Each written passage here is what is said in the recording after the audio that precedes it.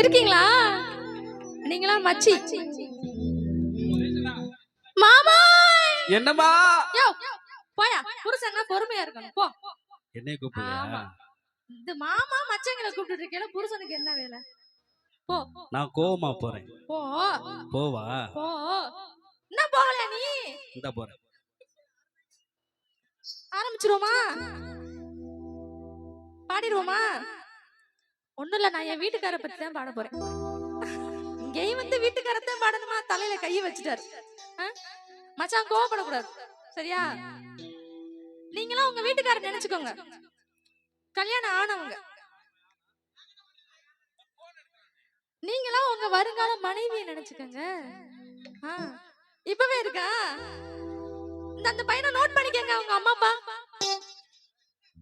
பாடிடுவோமா? உங்க வீட்டுக்காரர் நினைச்சிட்டீங்களா?